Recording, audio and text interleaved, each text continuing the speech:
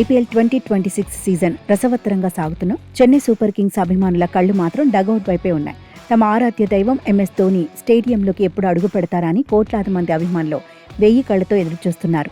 ఈ సీజన్ ప్రారంభంలోనే పిక్క కండరాల గాయం బారిన పడిన ధోని ఇప్పటివరకు సీఎస్కే ఆడిన 9 మ్యాచ్లలో ఒక్కటి కూడా ఆడలేదు. అయితే తాజాగా ఆయన ఫిట్నెస్ పై సీఎస్కే యాజమాన్యానికి చెందిన ఒక ఉన్నత స్థాయి ప్రతినిధి కీలక విషయాలను వెల్లడించారు. ధోని ప్రస్తుతం మైదానంలోకి తిరిగి రావడానికి తీవ్రంగా శ్రమిస్తున్నారని, నెట్స్లో వికెట్ కీపింగ్తో పాటు బ్యాటింగ్ ప్రాక్టీస్ చేస్తూ తన పని భారాన్ని పెంచుకుంటున్నారని జట్టు యాజమాన్యం తెలిపింది.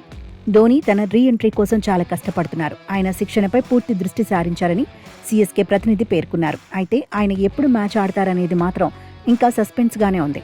అది పూర్తిగా ధోని తీసుకునే నిర్ణయంపైనే ఆధారపడి ఉంటుందని యాజమాన్యం స్పష్టం చేసింది.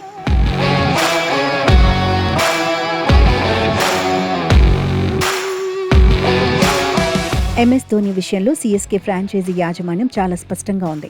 ఆయనపై ఎలాంటి ఒత్తిడి తీసుకురావడం లేదని, ధోని ఎప్పుడు సిద్ధంగా ఉన్నారని చెబితే అప్పుడే ఆయన్ని బరిలోకి దింపుతామని సమాచారం.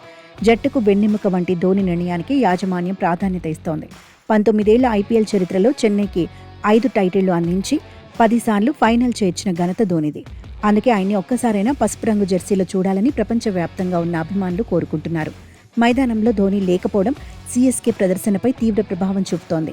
ప్రస్తుతం పాయింట్ల పట్టికలో చెన్నై జట్టు 9 మ్యాచ్ల్లో కేవలం 4 విజయాలతో 6వ స్థానంలో ఉంది. ధోని లేని మిడిల్ ఆర్డర్ వరుసగా తడబడుతుండటంతో ప్లే ఆఫ్స్ అవకాశాలు క్లిష్టంగా మారాయి. ధోని గైర్హాజరీతో పాటు ఆయుష్ మాత్రే, ఖలీల్ అహ్మద్, నాథన్ ఎల్లిస్ వంటి కీలక ఆటగాళ్లు గాయాల పాలు కావడం జట్టును మరిన్ని కష్టాల్లోకి నెట్టింది. కాగా మే 5న ఢిల్లీలోని అరుణ్ జైట్లీ స్టేడియంలో ఢిల్లీ క్యాపిటల్స్తో సీఎస్కే తలపడనుంది. ఈ మ్యాచ్తోనైనా ధోని మైదానంలోకి అడుగుపెట్టి అభిమానుల కోరికను తీరుస్తారో లేదో చూడాలి. మ్యాచ్ రోజు టాస్ సమయంలోనే ధోని జట్టులో ఉంటారా లేదా అనే విషయంపై పూర్తి స్పష్టత వచ్చే అవకాశం ఉంది.